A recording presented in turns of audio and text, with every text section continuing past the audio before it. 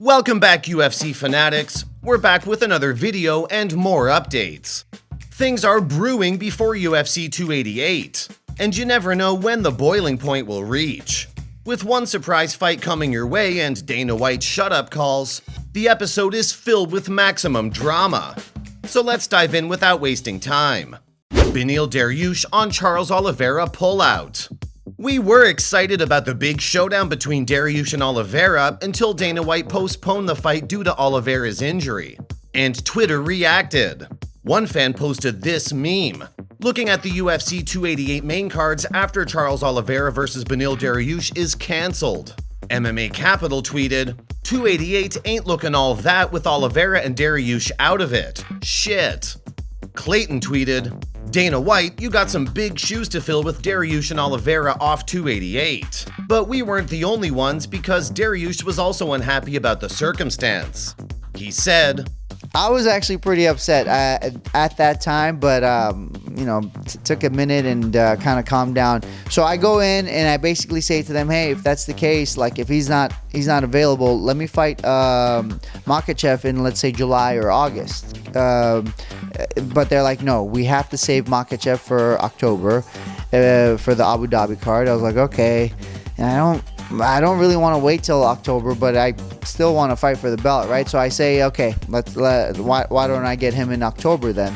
And basically, the way they put it is like, I'm not the number one contender. Is the way they put it. They said there's people ahead of me, and they specifically pointed out to Dustin Poirier, and at that point I was about to flip a table. I was about to take Justin Gaethje's advice. He said if Dariush doesn't get the title shot, we riot, and I was very close to that. However, Dariush also said he liked fighting and didn't want to wait until October.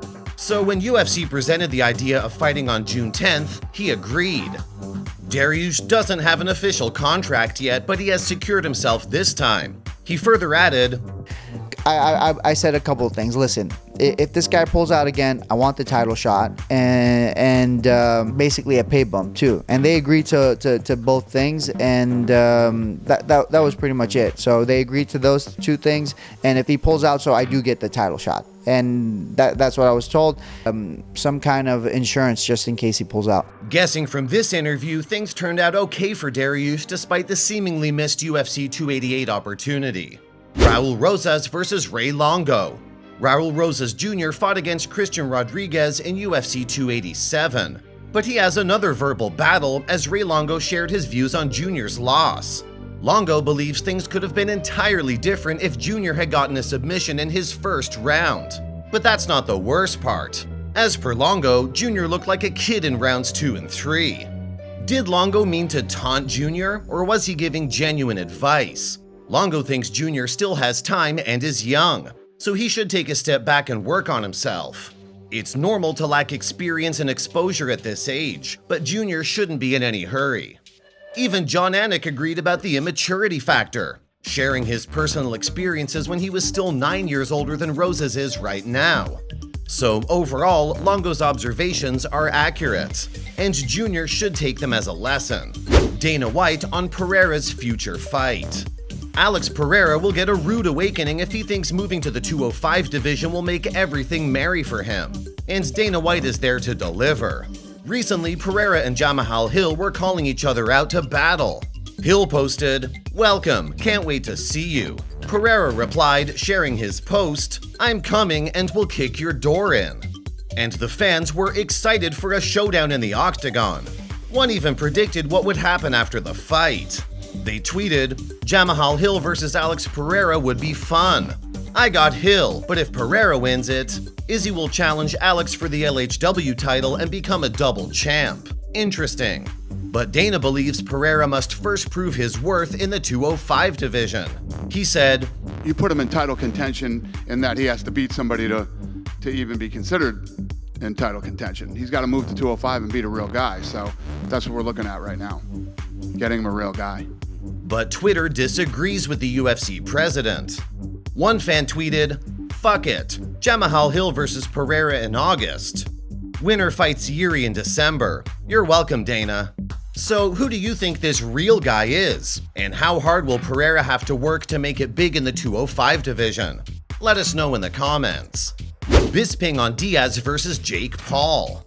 We're all waiting for August 5, when Nate Diaz will fight Jake Paul. Moreover, Michael Bisping and Anthony Smith mentioned Diaz is coming to UFC after he finishes off Jake. I love that. I don't know if he's going to come back and win the title, but I like that he just wanted to get out, get a huge bag, and then come back. I wish that there was more opportunities for just MMA fighters in general. If I was Nate Diaz, I don't know why I wouldn't want to do the same thing. Smith thinks it's a great idea that Nate is being lucrative, making some money along the way, and then returning to home turf. Meanwhile, Twitter has mixed emotions. Some are excited, while others think the fight will be a shit show. But it's Dana White's reaction that truly caught us off guard. When asked about this fight at the Holloway vs. Allen post-fight conference, Dana answered in a somewhat hostile manner. I don't want to talk about the fight. First of all, neither guy is my guy. There's no need for me to comment on it. I wish him the best. I hope they make $1 zillion. We wonder what's cooking in his head. Gilbert vs. Poirier for UFC 288. Until recently, something was cooking between Burns and Belal Muhammad for the UFC 288 replacement fight. But recently, Burns tweeted a disappointed, "Guy can't make weight?" To this, Belal replied, "LOL, you just came off fight camp and made weight last week. And you don't want to do a catch weight with another welterweight that just got off the couch?" But Gilbert is interested in Dustin Poirier now. He tweeted, "All due respect, Dustin Poirier, I know you're a dog. On May 6th, I'm gonna fight Belal for the #1 contender. I just think me and you will be an amazing fight. Nothing but respect." And Poirier also seems up for the fight. He tweeted, "Respect, Gilbert. I can make 170 no problem. I'm not in fight shape, but money talks." Alright folks, those are all the updates from today's video. Let's see who ends up replacing Beneil and Oliveira in 288. Will Nate return to UFC victorious or return at all? And what will be Pereira's future? Stay tuned and find out next time.